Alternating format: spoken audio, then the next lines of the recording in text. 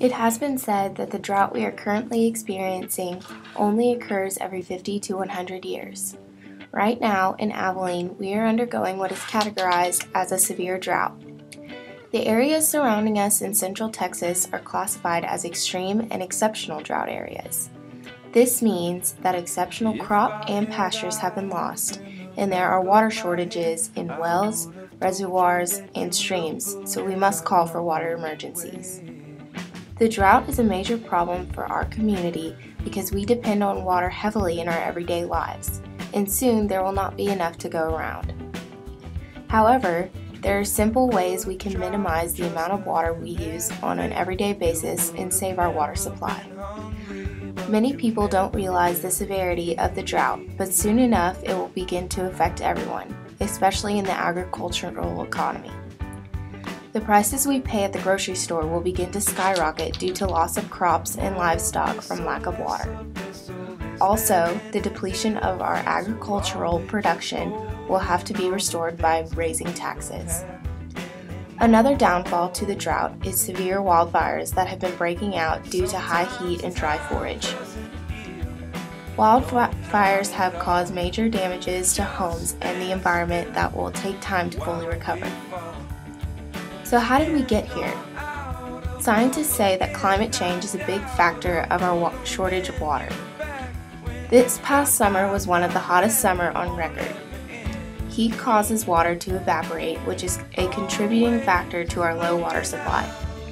However, scientists also say that the primary reason we are going through such a severe drought is because of groundwater pumping and overpopulation. Groundwater is the water beneath the surface that is an alternative to water found in lakes or streams. But if groundwater is being pumped out faster than it can be restored, then the supply is depleted and can no longer be used. Also, if there are too many people living in one area that doesn't have a large enough water source to hydrate that population, then the water sources will be diminished.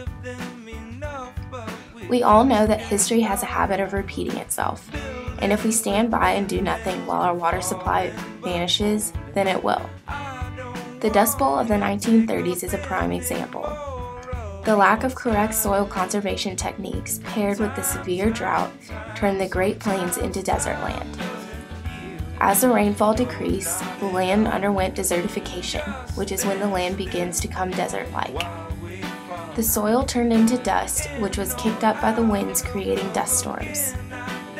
In addition to the threat of desertification, increased evaporation is almost guaranteed with rising temperatures and global climate change. The dust storms also took a traumatic toll on the health of people living in the area. Dust would get into homes and cover food, and it was almost impossible to get a fresh breath of air. Also, people started showing signs of depression and dying from suffocation and pneumonia. There is a possibility that if we sit back and continue to abuse the little water that we have, then a tragedy similar to the Dust Bowl may occur. But there are always ways we can prepare for the future. There is no ultimate solution to the drought problem.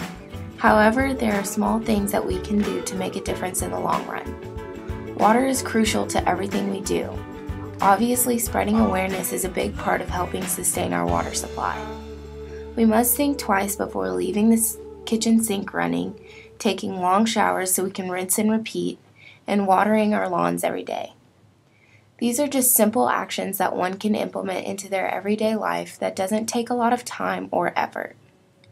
On a larger scale, our community and our state must come to the realization that we live in a world with less water than the generations before us.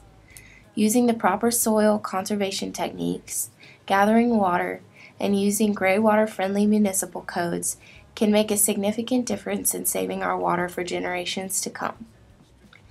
Our water is valuable and we must treat it as so.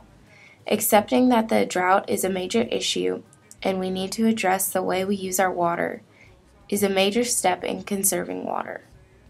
Also, we need to take time to turn our water off when we don't need it.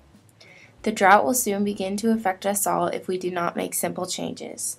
We must think of the future of our water and the future of humankind.